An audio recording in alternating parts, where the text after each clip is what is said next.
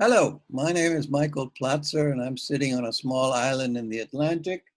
I spent 35 years in the United Nations, and I'm a co-founder of the Coalition of Faith-based Organizations, which unites people of faith in campaigns for criminal justice and crime prevention, in which you are all welcome to join this coalition. We have organized events, real events, in Vienna, New York, and San Francisco, and in some of the great cathedrals of San Francisco and in Vienna. I would like to now introduce our first speaker. Our first speaker is Dubravka Šimonovic. Dubravka Šimonovic and I have known each other for at least 1 decade, perhaps even longer. She is a professor, an ambassador, and is now the UN Special Rapporteur for the prevention of violence against women and its consequences, and has been making very sharp critiques of various countries. So she's one of my heroes. And I'll now give the microphone over to Dubravka. Well, good morning to all of you, to colleague panelists. I would like to start by thanking Coalition of Faith-based Organizations for inviting me to participate at this important panel as United Nations Special Rapporteur on Violence Against Women, its causes and consequences, to address issues related to gender-based violence against women during this COVID-19 pandemic. You may be aware that my mandate is usually visiting countries and producing also country reports. Due to this COVID pandemic, I was not able to travel. I was not able to attend Commission on Status of Women in New York. I was not able to conduct country visits to Mongolia and Papua New Guinea.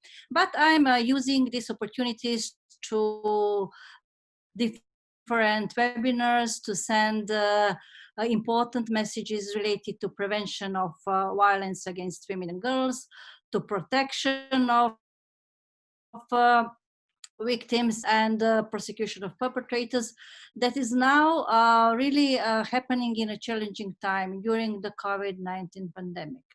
We need to be aware that COVID-19 is pandemic without borders, but also violence against women is another pandemic without borders that started before COVID-19 pandemic, that is now coexisting, that is interfering with COVID-19 pandemic, and there are negative effects with respect to what is happening now in this area. And even if in the future we will be able to somehow suppress COVID-19, violence against women will stay as a challenge. So now we have to see what could be done and what should be done during this challenging time when we are facing this pandemic and different lockdowns and restrictions.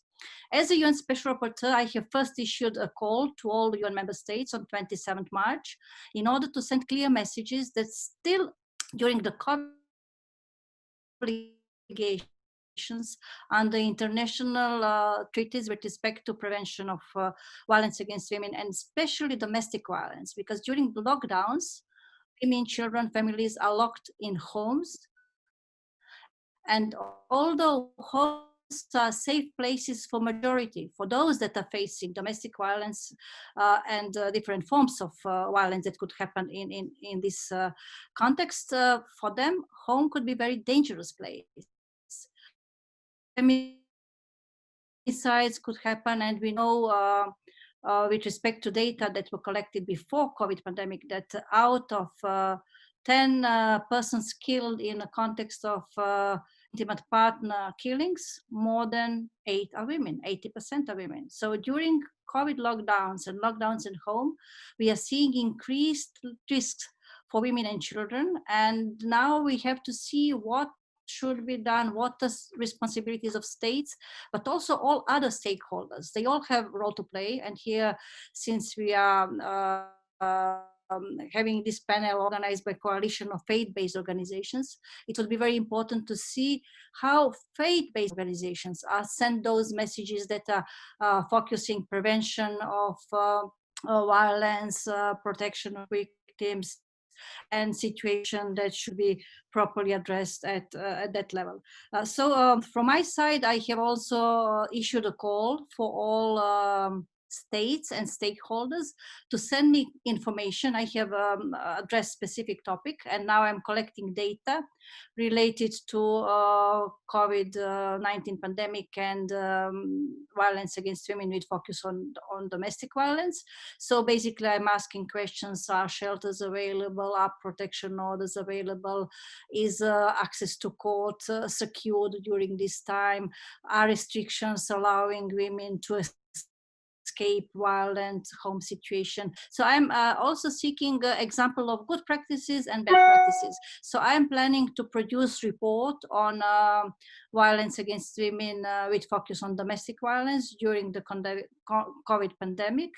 And I'm now receiving all those inputs. I have received 74 inputs up to now, and I plan to produce report for October session of General Assembly on this topic.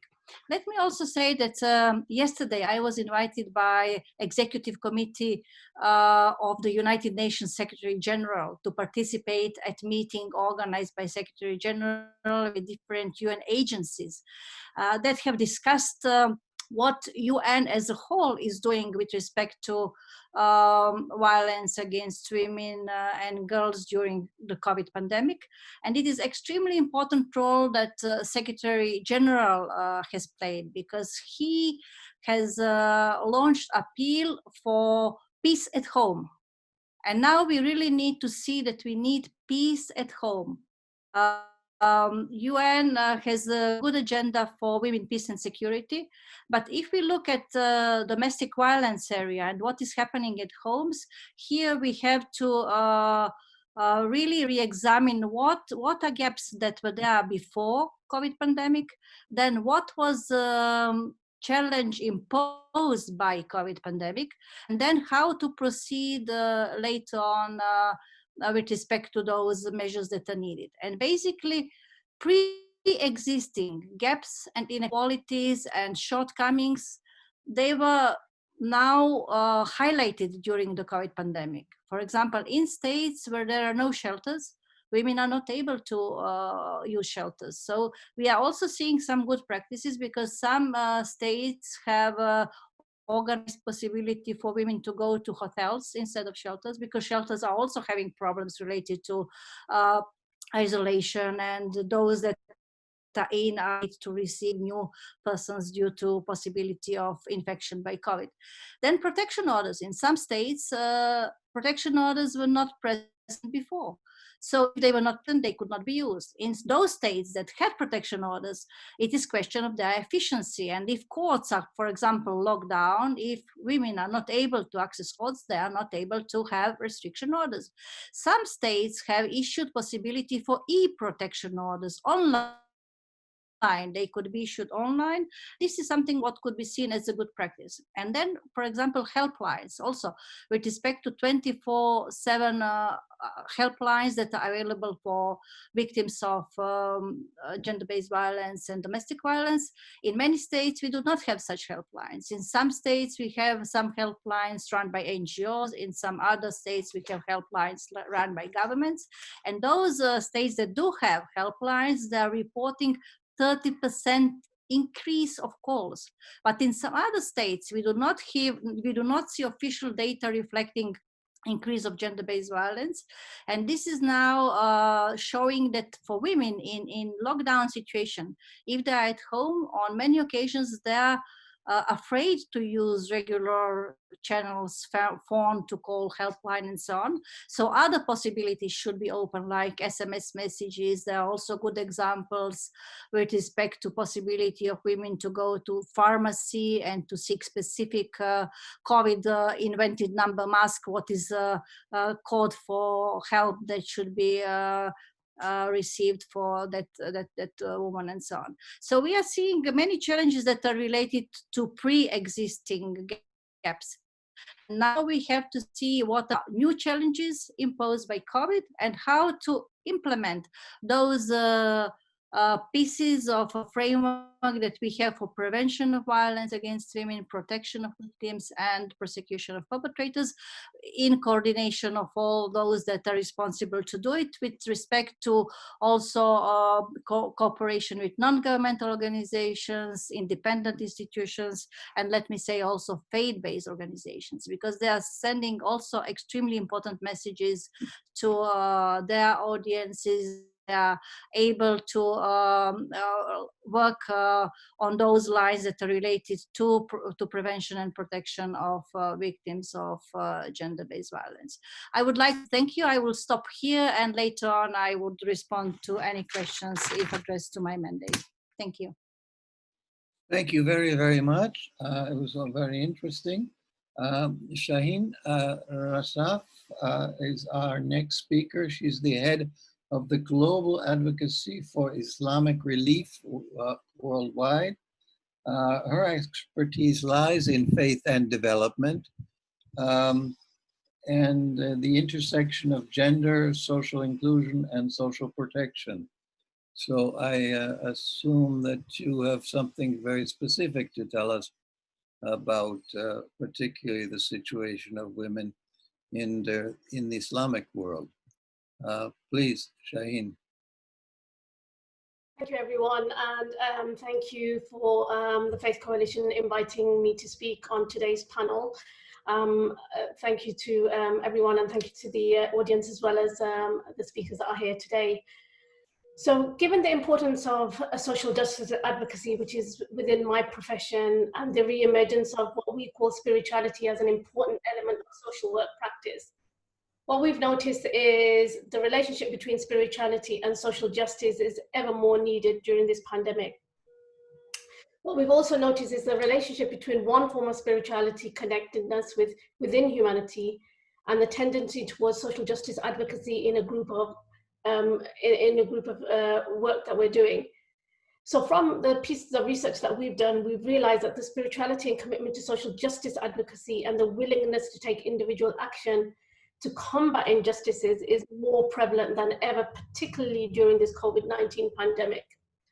What we've also noticed as a faith-based organization, as an Islamic faith-based organization in this COVID-19 pandemic, is that the gender dimensions are numerous and numbingly severe actually, but they are not new or surprising. If anything that we've seen during this pandemic is that the invisible coronavirus has made visible that there are already so many existing fault lines in our largely what we call corporate-driven world, with social injustices, persistent gender inequalities, sexism, racism, and xenophobia. So what we noticed within our work is everything in our world is gendered, and the COVID-19 pandemic and the responses are also not gender neutral in that sense. So what we've done is, and what we're envisioning is a comprehensive, hopefully post-pandemic systematic change for gender equality more than ever is now so important. So not least when so few women are able to contribute to decision-making processes that structure their lives. And I'll go on to speak about that. What we've noticed is viruses do not discriminate. It is the societies and systems that do. Therefore, there is no coincidence that stereotypes of women and girls have contributed to sustaining power relations. For example, making care work undervalued, underpaid, and often invisible. What is now needed more than ever is a systematic transformation which makes institutions better equipped to handle a crisis, to address unequal distribution, and to orient economy to a good, common perspective. And when I speak about institutions, I'm also talking about faith institutions as well as governments. Whether this is a historic opportunity to rethink the economic model, we must look to strengthen and transform that in favor of the public.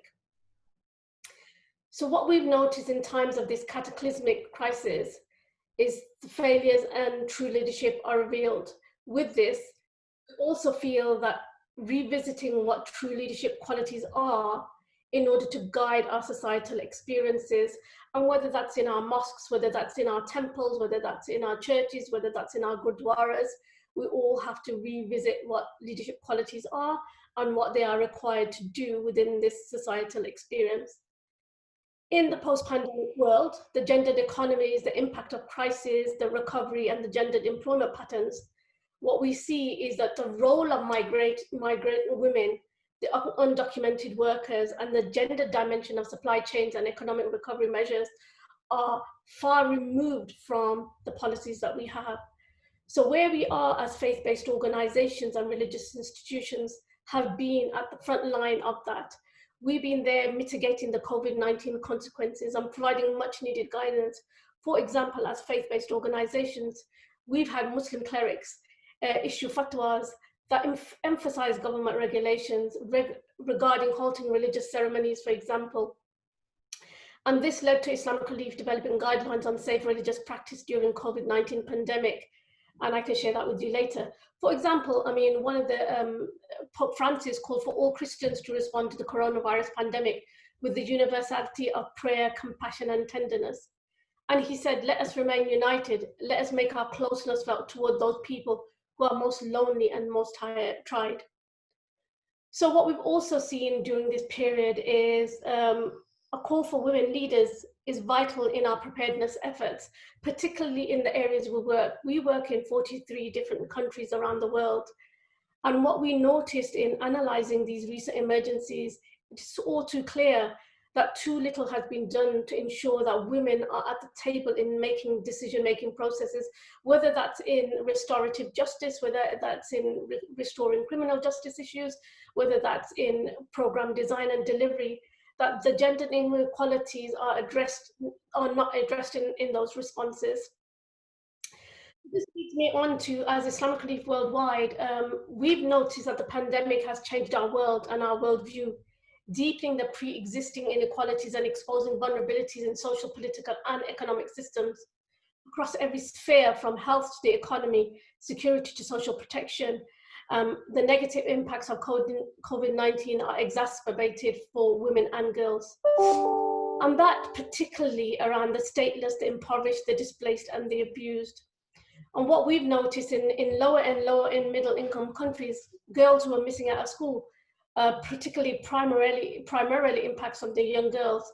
Likewise for women living in poverty and or engaging in informal domestic work or in cash in hand jobs, any sense of financial aid crumbles. So when we talk about abuse, we have to understand the dynamics that create that environment. And we believe that the statistics haven't lied when it comes to gender and the impact on women and girls. When the outbreak happened and the global pandemic was broken out in March, we noticed that we forgot the women and the girls in that. I mean, here in the UK, for example, and further afield, what remained hidden in the shadows as we self-isolated were women and the young girls from within this. And what we must not forget is that the right to life, the right to health and well-being are all universal human rights and all are within our faith doctrines. What we noticed also was that the virus didn't discriminate whether it was wealth, status, nationality, age, or ability. However, the hardest and the most vulnerable were the first ones that were hit with the crisis. And what we also noticed was within this pandemic, when we were talking about violence against women and girls, we saw particular vulnerability. Women already undertaking 3 times as much unpaid care work as men, looking after children and elderly relatives. Women had a lot to contend with. When key services scaled back or suspended, health access had plummeted, particularly for women and girls, and other disease outbreaks were emerging. As they were emerging, what happened was more women in the areas that we work with were facing food insecurity as the economies tumbled. 70% of all healthcare workers operating on the front lines deliver essential services. In many countries, and these are evidence from many countries, community members had assaulted health workers. So when we speak about violence against women, 70% of all health workers are women. And what we noticed that they were being assaulted as a result of the fear of the spread of the virus. Such attacks occurred at health workers' homes, on their way to and from work, and even during funerals of health workers, colleagues who had died from the virus. Protesters attacked health care facilities dedicated to COVID-19 response measures. And in other incidents, health workers had been attacked as part of resistance to the COVID-19 related health measures that government had imposed, such as testing or quarantining. Grief over loss of family members has resulted in violence against health workers on top of that. In a number of countries where lockdowns had been violently enforced, health workers were hurt on their way to and from work, and after being accused of disrespecting the lockdown. We also saw COVID-19 patients that did not tally with official figures for demanding that they provided better personal protective equipment. All these incidents affected health workers and facilities' impact on their ability to deliver healthcare, because their effect on health workers deeply and made services less reliable and effective. In Somalia, for example, several health workers in Golale village were attacked and killed.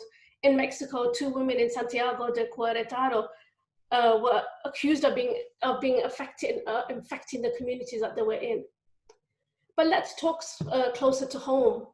Women in particular, who are facing greater economic insecurity and caring responsibilities, have seen a spike in domestic abuse. That is yet another stain on their lives. Sadly, the mandatory lockdowns to curb the spread of COVID-19 will affect victims of domestic abuse in ways we can't imagine. For them, self-isolation doesn't mean living in the confines of a safe haven we all call home. As you know, domestic violence is steeped in power and control. And whilst many of us look to our families and homes as a place of solace, women and men will instead find themselves in a self-contained prison of abuse. We know that in our situation and as an organization, that violence is not confined to the battlefield. For many women and girls, the threat looms largest when they should be at their safest in their homes. So I'll go on to talk about, we had a caller. I'm sorry, we've gone on for 10, 15 minutes now. Oh, yeah. So can we close your speech now? Thank Sure. you. In terms of where we are, in terms of what we are asking for is public investment, fiscal stimulus. We're asking for a design of national policy responses to COVID-19. We're also asking specifically around provision to be made for increase in assistance, is like the previous speaker spoke about, multi-agency referral packages. And in this, we should not forget children as well. We're supporting, and on top of that, we want to be able to shine a light on the criminal justice system that challenges and often doesn't bring offenders to justice. And what we want is that to be recognized within this space. It is critical now more than ever that we work together on COVID-19 response and recovery to be able to create a just space for women and girls and those people who have been affected by violence. Thank you. Thank you very much. I will now introduce Sakena Yacoobi, the Executive Director of the Afghan Institute of Learning. She has established 4 schools, a hospital, and a radio station. She serves on a number of boards. She has 6 honorary doctorates. On the Facebook, it says she's a soft-spoken, but a very resolute person. So I welcome her to our gathering. I think if you could push your screen a little bit down, we would get your full face. Or you sit up, yeah. Thank you. First of all, it's a great honor to be in this panel, and I really appreciate the Coalition FBO that invited me to participate in this panel. And I really would like to share what's happening right now in my country specifically. Yes, I am involved with a lot of other organizations, and also I sit in board of many organizations, which today's is the pandemic is creating a lot of problem, and we are discussing a lot of issues from different countries. But what I would like to talk today specifically about Afghanistan. And as you know that because of the pandemic, I could not be in Afghanistan, otherwise I should be in Afghanistan right now.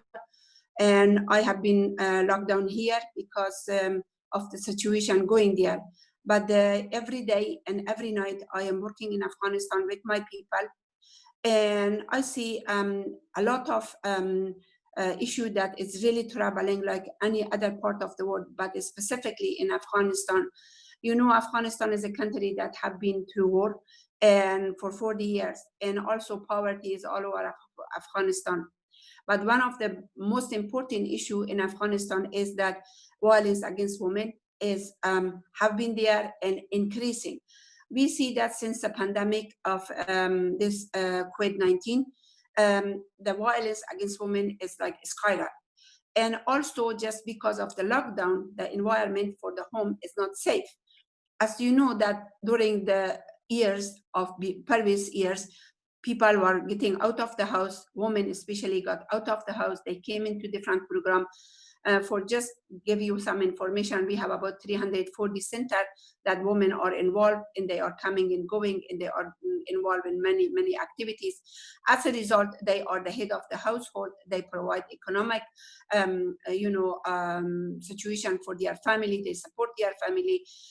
They are the head of the household. So they are really in charge of their family.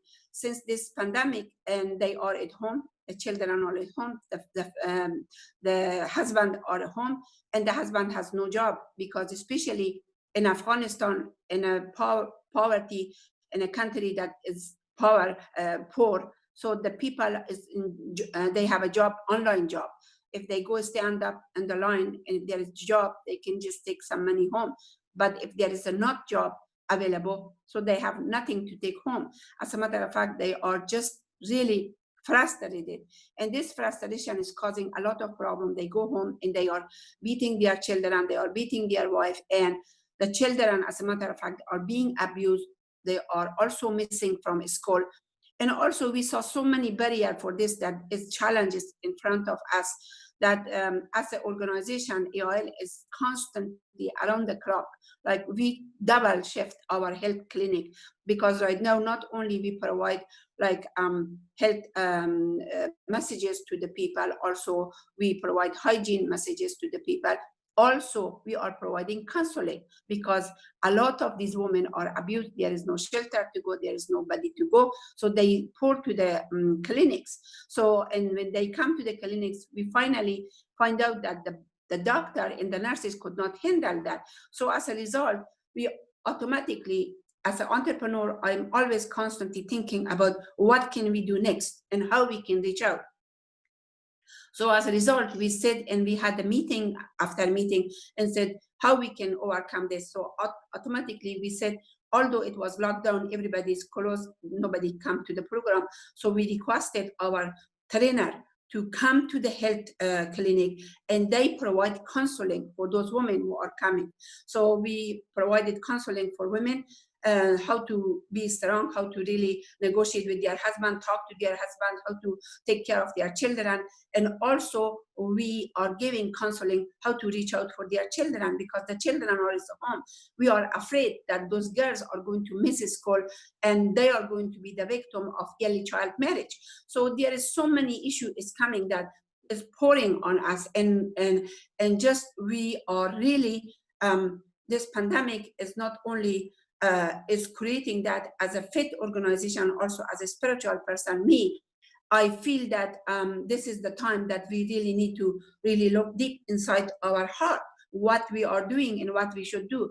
We need a change in this world. We really need a change very badly, because human beings become so selfish, so greedy, and they are really, and the value is completely destroyed. So people are really not respecting each other right. Women's right is completely like sort of forgetting. And I mean, gender equality is something that they are just not thinking about it at all, you know, especially now in pandemic. So we have to create the environment that the women feel safe and peaceful, and the children are feel safe and peaceful.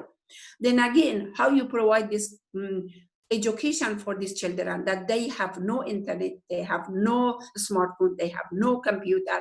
And how are you going to reach out for these children that they are missing in school? And how are you going to protect these girls who have been in school for 5 or 6 years? All of a sudden they are sitting home, and the parents, like the father especially, oh, well, you have to get married or you do something. So this is, again, we are trying to see that how we can provide a distance education by providing packages to take it to the parent, to the house. So village to village, we go and provide these packages that we give it to the children. But then again, you face a situation that the parents are not interested to help their children. They are not able because they are not able to read and write, or they are not able because they don't know how to help their children, or they don't want to help their children. This is something that, again, we are facing a lot of issue like that. And the government, we have a country that the government is so involved with their own business and their own, a situation that they are really not thinking about what's happening with pandemic, what's happening with people. People are dying and people are starving, and what we should do.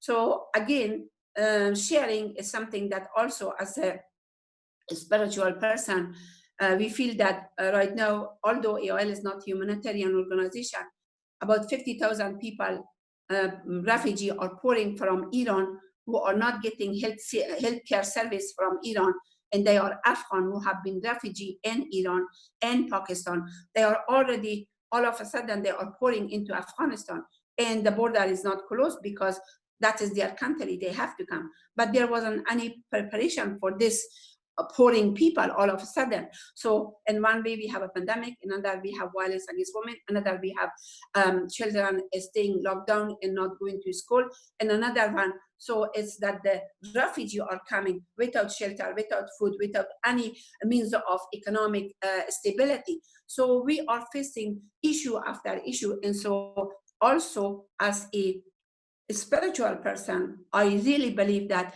we must share. So although AOL was not a humanitarian organization, so we automatically shifted. We said, okay, we must provide some kind of assistance to the refugee. So we are providing dry resource like lentil, beans, rice, flour, sugar, tea to the people.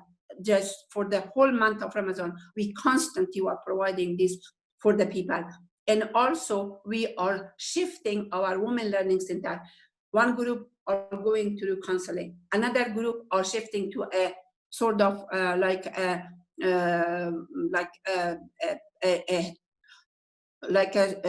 factory, sewing factory. We change it because nobody has mask, nobody has any kind of gown. And so, and people need mask and gloves, and they could not afford to buy. There was 20 rupee for a mask. Now it's 300 rupee for a mask, and you could not find it. So all of a sudden, AOL decided to have a mass production of masks and gowns for the people, and we keep producing thousands and thousands of masks and providing for the people, because that's one way. And also through Radio Miraj, we start broadcasting all the message of hygiene, how to do social distance, how to do also be calm and take care of your family. This is a hard time, and how to also help your children, reach for your children, help them with their homework, how to really work together. So these are the things that right now, as the organization, AOL is taking sort of a part to provide for the people. But we are really around the clock, like we are really double timing our clinic. We have 6 clinics, it's running around the clock. And our center right now, some of our center are closed, but a few others, we brought some other people from different center and put them in different rooms and try to really provide this service to the people. So it is a very hard time, but I think as a spiritual person, I really believe that faith has a lot to do, and we can offer through a faith-based organization that people appreciate, respect, gender equality, also appreciate what they have and share with others, and also be wise and be lovable and be able to really not being mean to each other, and doesn't make difference if it's black, white, green, whatever color you are or what ethnic group you are. We are all human beings. We are all created by God, and we are all under a one system unity, and that is God is providing for all of us, and what we have we should share. I think that this message should constantly go to the world, and also for the country who are able to use internet, who are able to use media, who are able to use, like for example, distance education, also should sort of share with them to say that, okay, you prepare material resource. Why don't you do something for the country who don't have it? Also share with them, and also focus on the country that they don't have this media available, how they could use this resource in a way that you create a curriculum or a resource that those countries who have no internet, no let's say telephone or laptop or something, how they can use this resource. I was just the other day with a task force with the UN that they were talking about distance education. And I told them that, yes, always we talk that, okay, girls should get education and girls should not be behind the school. And right now, all of our girls for years and years, for 30 years, we work in this. And we just about to see the fruit of the children loving school, wanting to be in school. All of a sudden, they are sitting at home and they are facing early child marriage. And so we need to do something about that. And we need to do something very, very fast. We need to really reach out for those villages, reach out for those developing countries that they don't have resource. And if the developed country has it, let's share this resource. We all need to share whatever we have, and to other people will also have a better, easier way to deal with this pandemic. So that is my really request. And I hope that. Thank you very much. We've gone over time, and I want to give the same amount of time to the following speakers. I think Yes. we will be preparing a transcript, so if you want to add things, you're very welcome to do that. But I would like to introduce Uyogi Eze. She's a barrister in London, and she's convening a lot of events in New York City. But what I found interesting in her CV was, and what I liked most, was that she's constantly rallying the Esther generation. I'm wondering who the Esther generation is. Perhaps you'll answer that question. Thank you very much. Good morning. I hope you're all well and safe. I'd like to first and foremost thank the Universal Peace Federation International, Thomas Walsh, Dr. Remy Alapo, and above all, the Coalition of Faith-Based Organizations. Recently, the United Nations Secretary General spoke, I quote, of peace in our homes, end of quote. And he went on to say, I quote, "We have seen a horrifying global surge in domestic violence.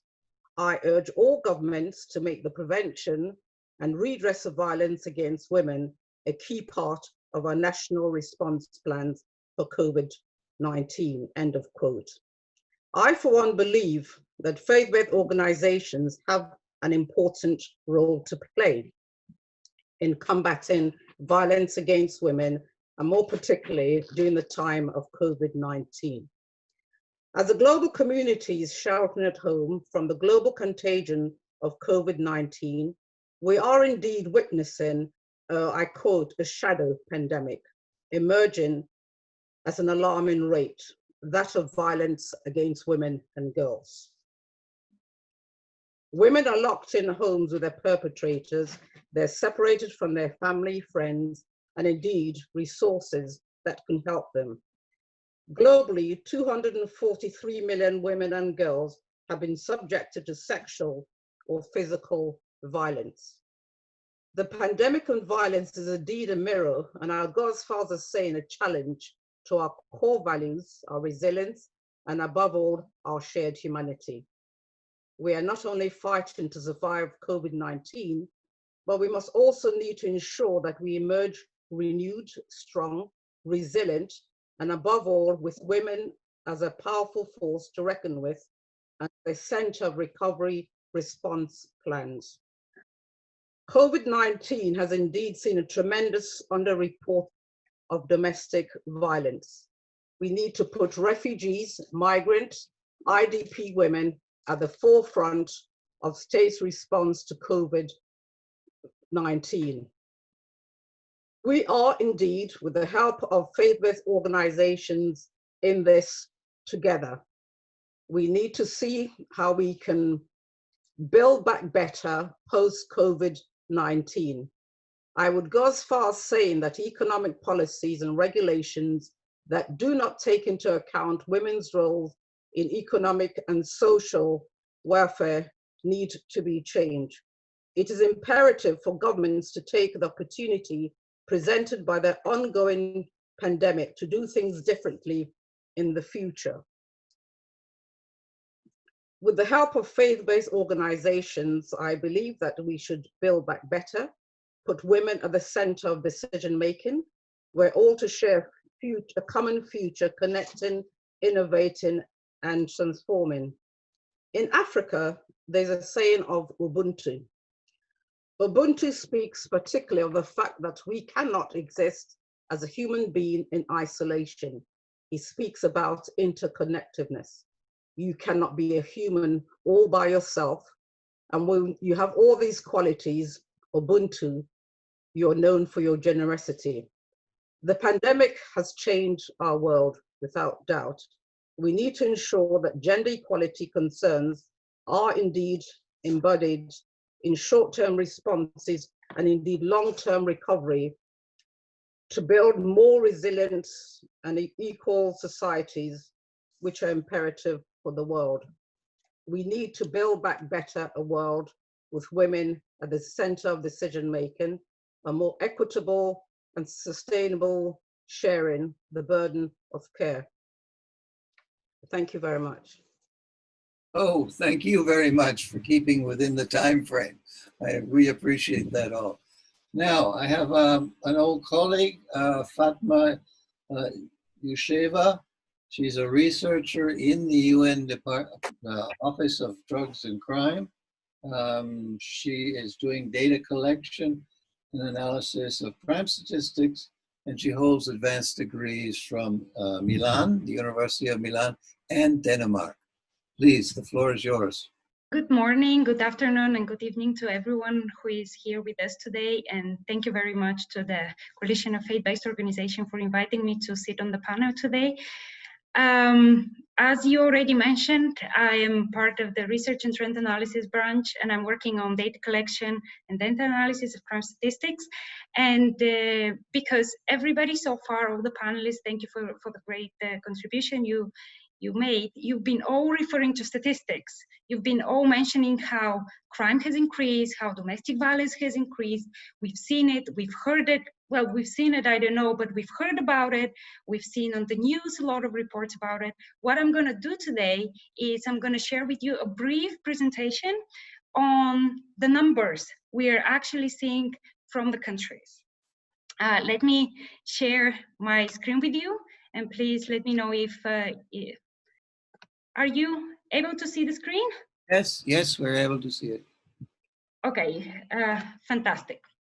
So what I'm going to briefly talk about is what exactly UNODC, and in particular the Research and Trend Analysis branch, is doing in relation to data for violence against women. Because without actually collecting data, we're not able to measure progress, and we're not able to understand whether before, during, and after the pandemic, we are able to successfully address the problem of violence against women.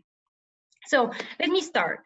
To assess COVID's impact on violence against women, UNODC initiated large ad hoc data collection from member states. So what we did is we contacted all member states around the world, which means all the countries around the world, and asked them to share data with us related to violence against women in order to understand what has happened.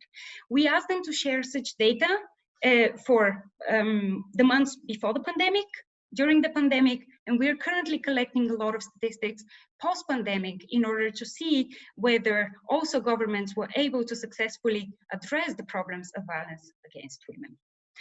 So whenever data was available, countries provided monthly statistics, and this is how we are able to measure the changes in violence against women for intentional homicide, so the number of killings by sex. So we are able to see how many men and women were killed in different countries in the last couple of months. And importantly, by perpetrator, right? Because we already discussed, and it was mentioned a couple of times, that home is a dangerous place for women. And that has been already published in numerous reports, that many of the killings of women are done by an intimate partner or even a family member. So we were able to collect statistics on that as well. We also collected statistics on sexual violence, which is another big form of violence against women, in particular rape and sexual assault.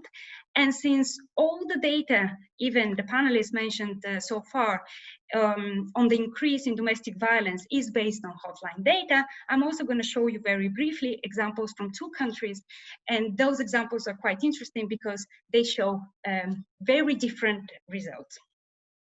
So far we have collected data from 21 countries, so that is impressive if you think of it, because 21 countries from all over the world, that is quite a big number.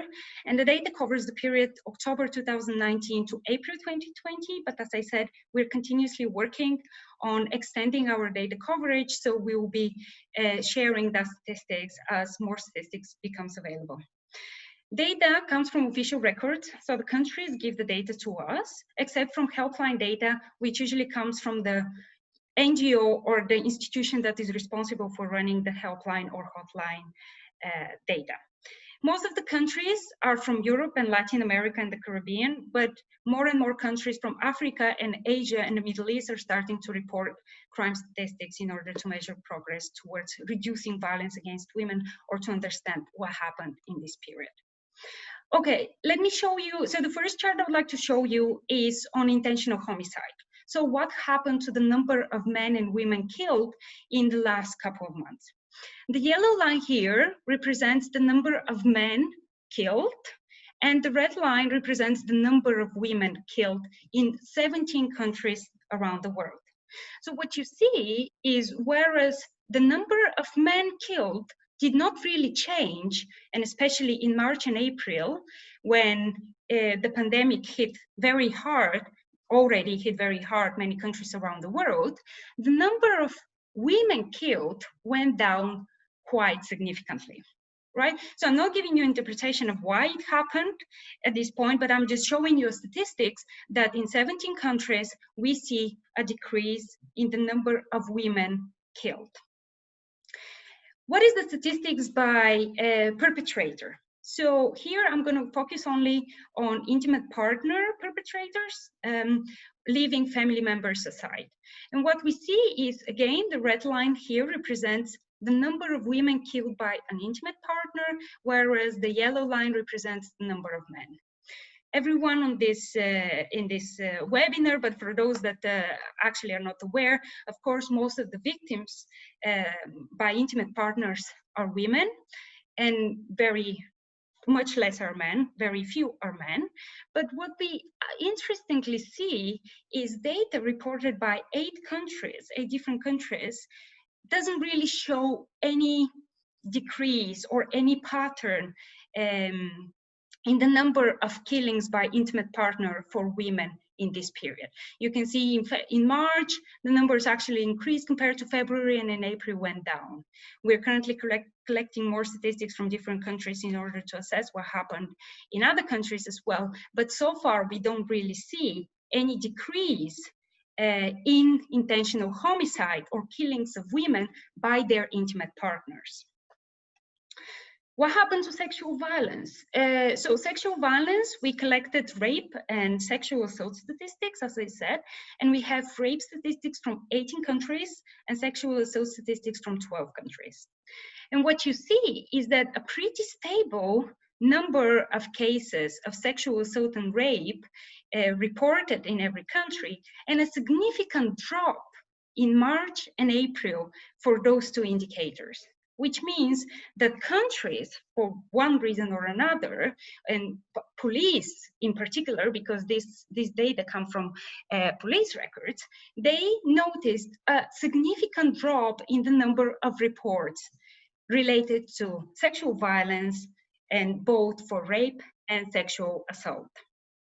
Okay, so this is part of the data which comes from police records. Now let's switch to hotline data and see what hotline data actually reports. So what is the case of Italy? Here on the left-hand side, this chart shows you the number of calls made to a helpline numbers in Italy. The gray area represents the lockdown period in Italy. It started in week 11, March the 9th, and it continues throughout week 18. And what you see here, this yellow line, is the number of calls in 2020. So you can see that after the lockdown was introduced in week 11, we have for the first 3-4 weeks a huge increase in the number of calls, and in particular those calls were related to experience of violence. So victims of violence were calling those helpline numbers to seek help. This is the numbers for 2019, and you can see that the numbers are pretty stable in 2019. So this increase here must have been driven by COVID or the lockdown measures that were imposed in Italy. And mind you, in Italy experienced extremely strict lockdown measures because people were not allowed to leave. They were under a very strict quarantine compared to other countries. On the right-hand side, however, what we report is official statistics on sexual violence. So while we have a very large increase in helpline data, so number of calls, number of people calling because they were subject to violence, what we see is a big decrease in the reports of sexual violence to the police in Italy. Another example I would like to give you here, and it's quite interesting to compare those two countries, is Denmark. So what happened in Denmark? Denmark, again, you have the gray area is the lockdown period in Denmark, and these are the weeks. Again, Denmark introduced lockdown measures in week 11, almost the same period as in Italy, and this yellow line represents the number of calls made to the national helpline. What you see instead in Denmark is, if anything, there was a slight decrease in the number of calls that the helpline organization received, and the number of calls started to increase only towards the end of the quarantine period, and the peak was reached in week 18 when the country was already a couple of weeks out of the strict measures. Although Denmark actually never had a very strict measures imposed. They recommended quarantine, people stayed at home, but they were free to go out for recreation, but for jogging or for sports and so on. So in contrast to Italy, again, Denmark experienced a decrease in the number of calls, which does not necessarily mean that Denmark experienced a decrease in the violence against women or domestic violence, which usually helpline data represents. This is just an example that data, we have to dig a little bit more into data and get a bit better understanding of the background situation in the country. Okay, and on the right-hand side, again, the same, we report official statistics related to sexual violence, and as it is in the case in Italy, sexual violence reported to the police decreased in March, and we are still now waiting for data for April in order to understand what happened with officially recorded statistics. Okay, so what is the conclusion of this brief presentation of this data that I showed you? It is challenging to assess the impact of COVID on violence against women. As I showed you, some data point to a decrease, for example, reported cases of sexual violence. Some data point to an increase. That was the helpline data from Italy. Some data point instead to stability, which was the intentional homicide by intimate partner. But why do we have these differences? Well, one important thing to notice is that the different data sources could measure different types of violence.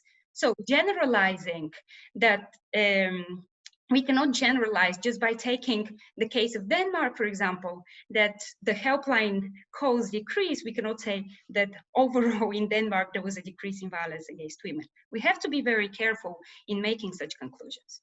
Violence against women is a complex and multifaceted problem, so we have to approach it as such. It is indeed likely that violence against women originating in public spaces was reduced due to restrictions to mobility and social life. So on one side, women could have been protected by these restrictions to the sexual violence or violence they experience outside their houses, right? So that could have happened as well. On the other hand, domestic violence possibly increased, as we see from statistics, helpline statistics from Italy. One very important takeaway message from this is that we have to be very careful in the conclusions we make, and we have to be aware of the specificities of the data that we receive and we see, because there are many challenges for reporting crimes during the pandemic for both helpline and police recorded statistics, and we have to be aware of those. I really believe that faith-based organizations have a huge role to play in creating relevant statistics in order to create better informed decision-making and better informed policies. I believe that faith-based organization could help us collect data and work with governments and other NGOs in order to enhance, improve the data collection, which will help us measure progress towards reducing violence against women. Thank you. And thank you very much. It was very precise, and I think everyone wants a copy of your slides. Vesna, I think, has some of answers to these questions. I know that in Serbia, it's also a question of being able to report your act of violence and also getting support for the situation when you're on lockdown. But in addition to being a professor of criminology, victimology, juvenile delinquency, and child abuse, she's also a yoga instructor. Now, I never knew that. And so mindfulness and yoga, I think I'll take you up on that one. Thank you. Please start. Okay, thank you, Michael. I have a great pleasure to participate in this panel today. As Michael said, I'm based in Belgrade in Serbia, and I will talk a bit about the situation in Serbia, and I think it somehow continue what Fatma already talked about, the trends and specificities of different countries. Namely, in Serbia, we had lockdown from 17 March to 6th May. What our available statistics show is that we had considerable decrease in reported cases of domestic violence and also in femicide. Police statistics shows that comparing to the same period last year, we had a decrease of 50% of reports of violence.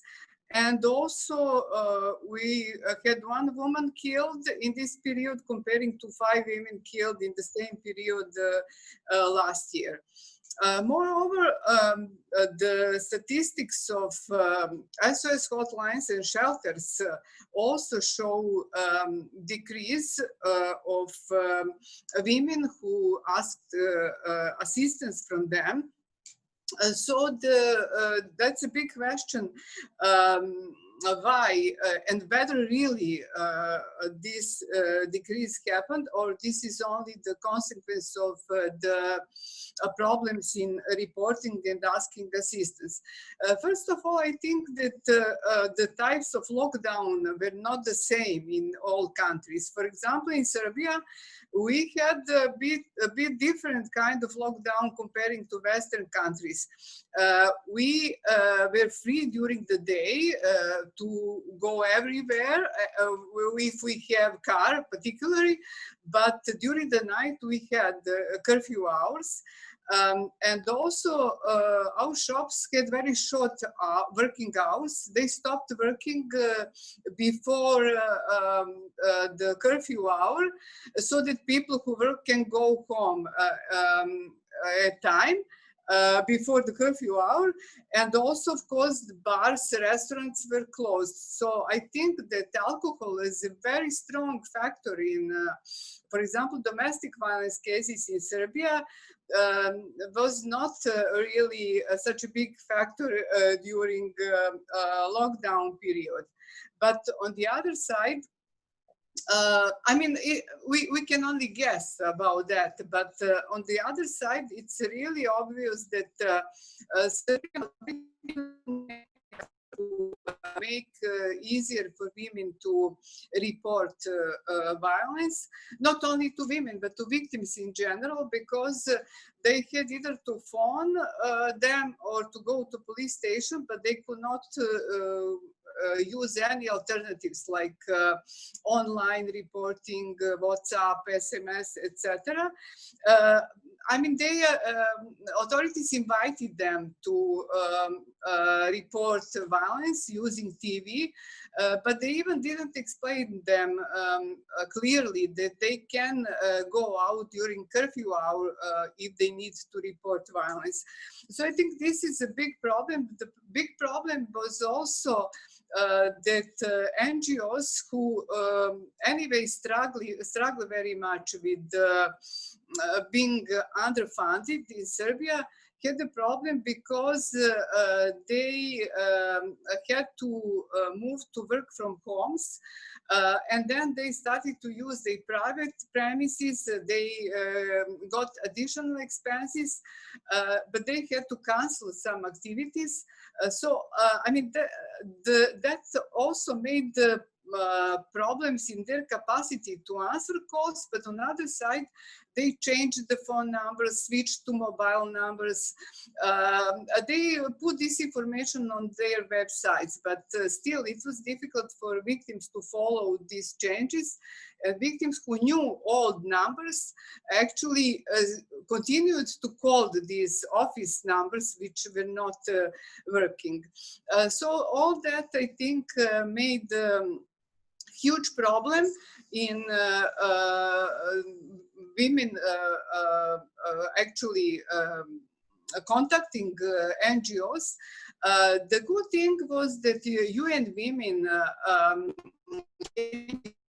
funds for enabling them to support and cover these new unexpected expenses, and even to cover some urgent expenses needs of women who were victims, because women are not only victims of violence, they also used to lose jobs, had economic difficulties, and actually what the NGOs did, they used this funding from UN Women, but before that came, they used their own money and covered these urgent needs of victims. So I think probably this is something, this issue of difficulties of NGOs who support victims is something where faith-based organizations probably may come with solidarity and see what we can do together. And I also want to stress that NGOs had to cancel many activities, and for us in victimology societies, it was really sad that we had to cancel support to one woman who is survivor of femicide, attempted femicide, and as a consequence of that, she became she did not walk anymore. But there is an intervention in hospital in Thailand, which is really expensive and can make her problem less difficult. And she's very young, 31-year-old.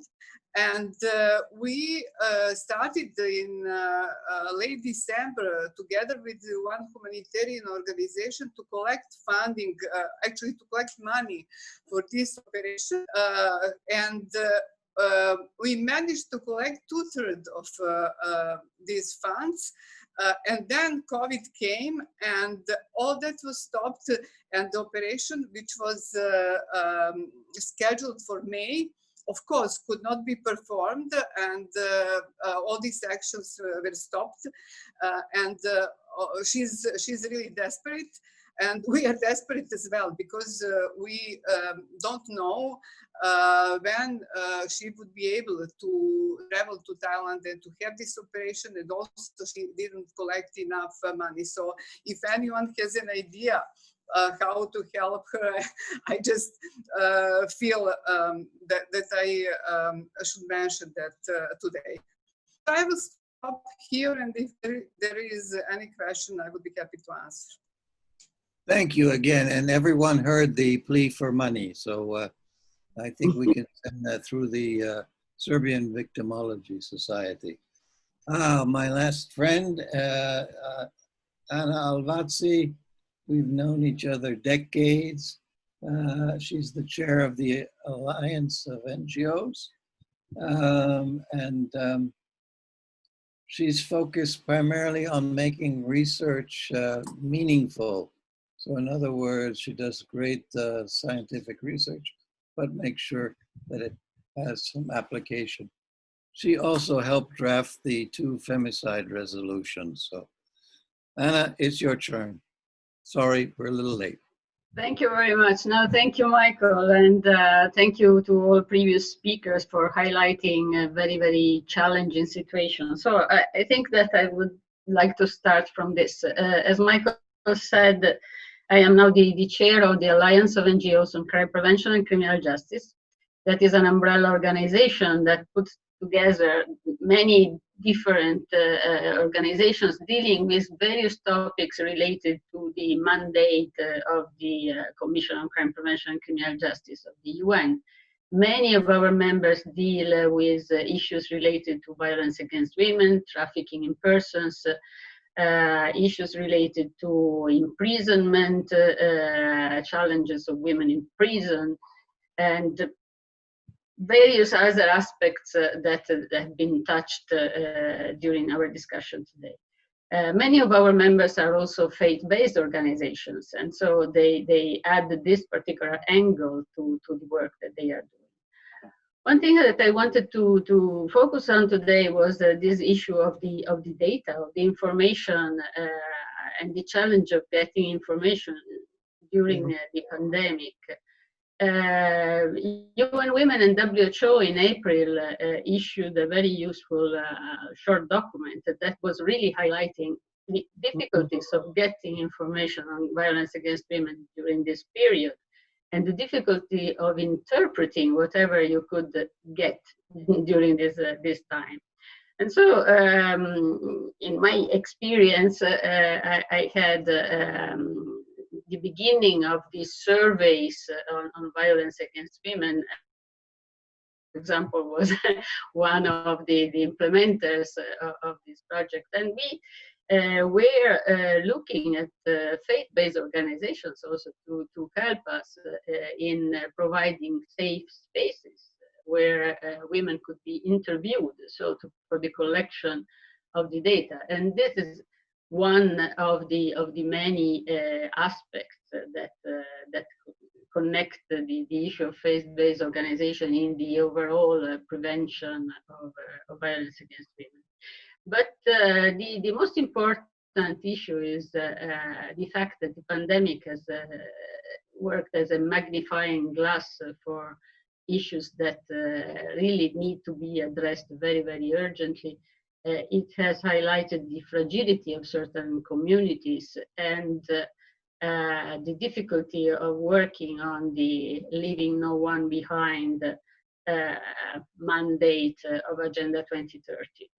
It's not only gender inequality, but an overall social inequality that has come out of this. So I've seen that among our audience there is Urban Waller who is insisting on this, and I would like to stress what he is saying. The point is to make sure that our communities become stronger, and that we work on a better integration of all stakeholders, of course, including and having a major role to play with faith-based organizations, also non-faith-based organizations, but all NGOs, civil society actors, and various players involved in education, in justice, law enforcement, and all different areas. I wanted to mention one very useful tool that former colleague in South Africa, Barbara Holtman, did that was entitled, "How Does It Look When It's Fixed?" And it was an exercise where people could indicate what a safe community is. And sometimes it's something that is so simple and so basic that would help a lot in preventing a lot of tensions and a lot of situations that we have seen now coming up at the moment of the crisis, when there was no safe space to go for many women. So overall, I think that the need is for something that is culturally informed to work on a strategy that is more effective for the prevention of all crimes, and of course, it would result also in the prevention of violence against women.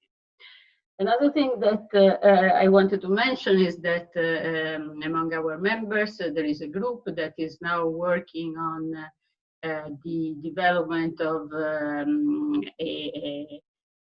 let's say a program for a symposium on domestic violence and COVID, and I think Ugoji is also involved in this, and it's a very interesting initiative promoted by Yael Danieli, and it will take place in October. That the focus of that particular exercise is on domestic violence. So when you get a message, stay home, and home is not a safe place for you, what does it mean? So it's not only women, it's a broader gender-based violence and domestic violence issue. And thank you very much. I'm here for questions. Thank you, Anna. I have two questions, but both of them for Fatma. Are you ready for two questions? Yes, I hope so. Okay. The first one is, what about men? What do you have any statistics about what happened to men during the COVID virus? And then the second one is, are there countries that separate homicide statistics and femicide statistics? Can you answer both questions, please? Yes. Okay, so for the current data collection we have done, we have some statistics on men. Yes, we do, because when we collect the data on homicides, although the only statistic we have for men is for homicide, we don't have for sexual violence, for example, and other types of crimes. But for homicide, what we see, especially in terms of perpetrator side, is that there was, for the countries who reported the statistics, there was an increase in the number of homicides perpetrated by a family member. So where for women, we did not see any change by family member, for men, we saw an increase in the number of killings. So this is the only thing we so far have on related to men.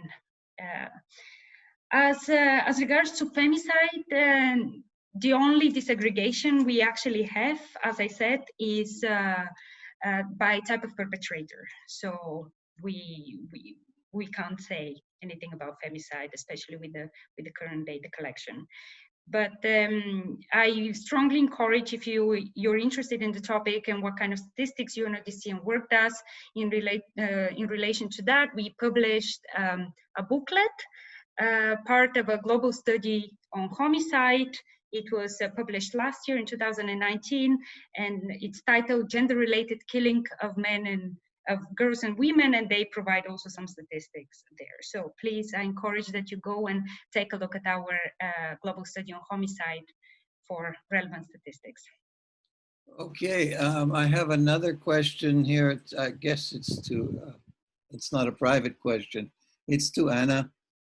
Is there a conference in the fall, in October, of violence against women? It is on domestic violence and COVID. It's broader than violence against women. It's what happens at home. Of course, we know that the majority of victims at home may be female, but it's broader. It is also on children, also on intergenerational issues. And this is the conference organized by Yale, is that correct? Correct. And where is it? Well, it's virtual. Everywhere. Everywhere. Okay. Yes. Does anyone else have a question? Then I'm going to let the special rapporteur have the final word here.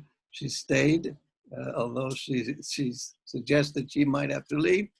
What did you think of all of this? Does it help you in any way, or just confirm your suspicions? Yeah, thank you. I would like to thank all panelists because it's really excellent panel. And this is showing that we are facing challenges how to properly assess the situation now with respect to data. We are seeing from some other sources that they're just concluding that there is increase of different forms of violence from data presented today. We are seeing that there are different situations in different countries that are based on pre-existing inequalities and legislation. And here I would like to mention also Femicide Watch, because what we have discussed in terms of UNODC data related to intentional killings of women. I have started also 5 years ago to encourage states to collect data on gender-related killings of women or femicides. And I have divided this in category of intimate partner killings, family-related killings, and other femicides. And basically those countries that had collected such data in past years, they will have possibility at the end of year to look at this period during the COVID and to see what is coming out. And what UNODC presented today is very important step in that direction, because we have to see what is coming out from such data, but we also have to be cautious, what was already mentioned. For example, I'm also preparing a new report on sexual violence with focus on rape for next year Human Rights Council session in July, because it is clear that, for example, if marital rape is not criminalized, then women in all those countries in which it is not criminalized, they could not call police and they could not report sexual violence. Then if rape is not defined based on lack of consent, if it is defined with respect to only use of force, like it is the case in majority of states, then women are also not reporting. Rape is the most underreported form of sexual violence. So we have to see what are those pieces of legislation at the national level that are also preventing women from reporting violence. And now we have this complicated situation imposed by COVID lockdowns, but this is also opening possibility for us to really focus on key concerns and key issues related to national laws that are not in line with international obligations national action plans on violence against women, all those responses that should be there, from prevention side to protection side to prosecution and also data collection.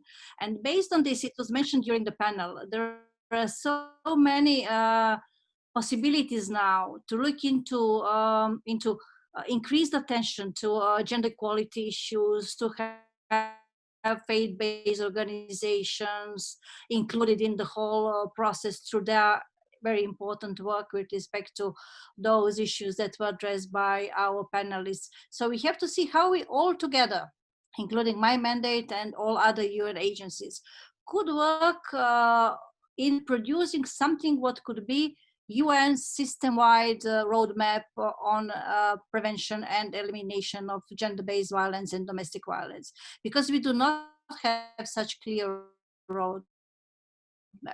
I have visited many states, and I have seen that there is no sufficient knowledge about those building blocks that should be there. Even when in constitution countries are including this reference to gender equality, at the end they do have many discriminatory laws, they have criminal justice system that is not responsive, they don't have official prosecution of sexual violence or rape and so on. So there are so many steps that we need to elaborate better at the global level in order to produce a good roadmap to states and NGOs and faith-based organizations in this area. And I hope that we are going to use these opportunities opened now by this new kind of possibilities opened up by COVID pandemic, to produce something that is more solid, more kind of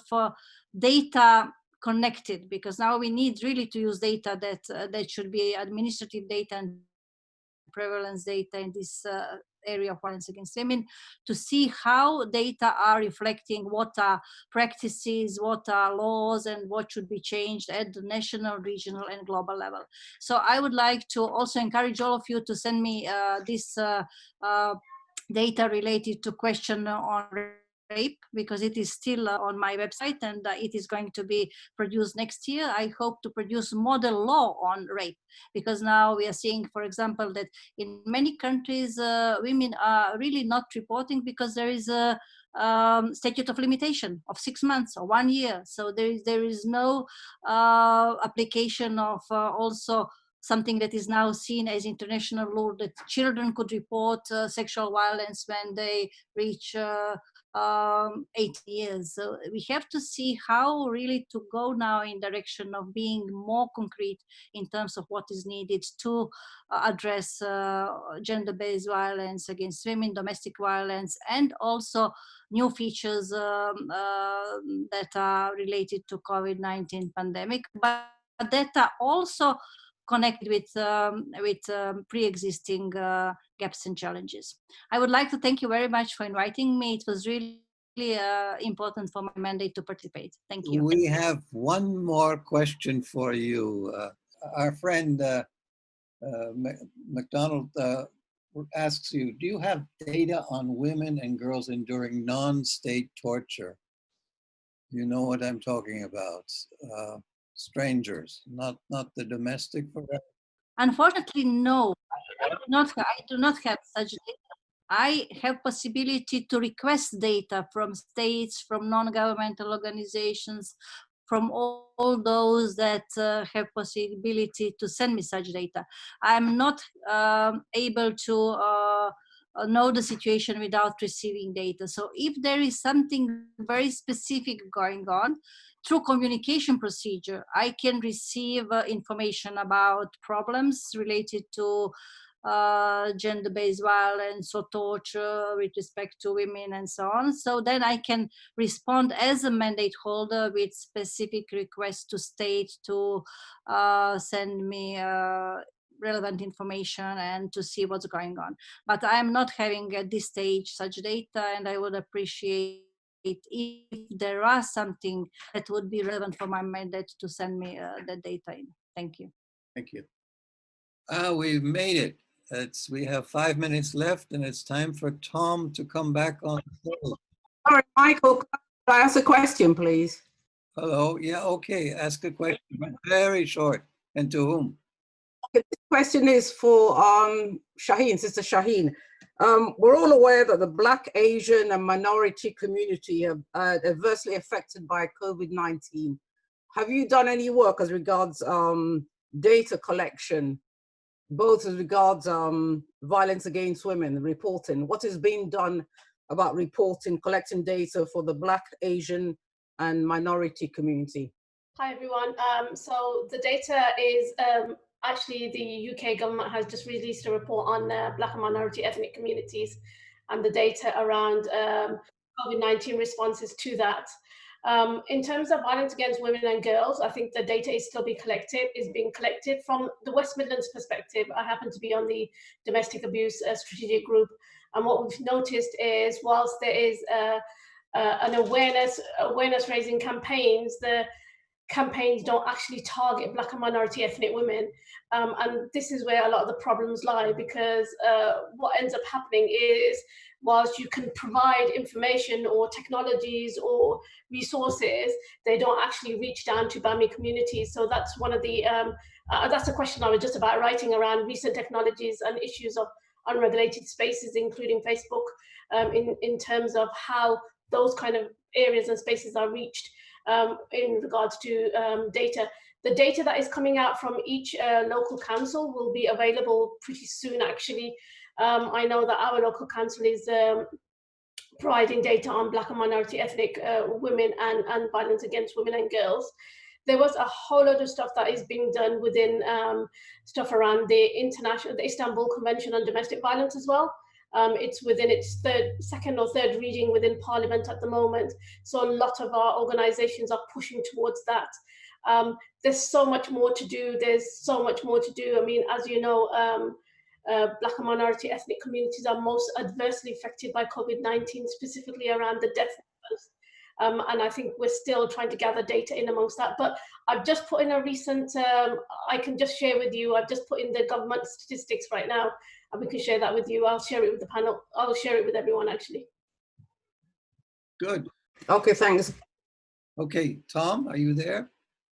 Yeah, great program, Michael, pulling this together. Excellent panelists. Very happy for the Special Rapporteur to be here, and the NGO Alliance, and Representative UNODC. It's very impressive, and I think our audience, as evidenced in the chat, much appreciates the briefings, and especially being data-driven. I just want to announce that the Coalition of Faith-Based Organizations will have a webinar on July 28th, and the topic will be In Search of Social Justice, Criminal Justice Reform, and the Restoration of Solidarity and Trust in our communities. I think, as everyone knows, in the United States, following the killing of George Floyd by a white police officer, George Floyd, an African-American, there's been a lot of unrest demonstrations and protests, and this will bring together a strong group of panelists to discuss and converse about addressing concerns such as criminal justice reform, how to promote economic equality at a time when emotions are very raw and polarization at its peak. So we'll send out more information about that. As Michael said, all your presentations will appear on the website and on YouTube. I think the audience is very interested in what you had to say today. I'm sorry we didn't have more time to have more dialogue with the audience and among one another, but we'll certainly be revisiting this topic and theme in the near future. So many thanks to all of you. Michael, great job, and to all the panelists. Okay, see you in 3 weeks again. All right. We then move on to prisons and humane treatment of prisoners or offenders. Very good. Bye. Bye-bye, everyone. Thank you.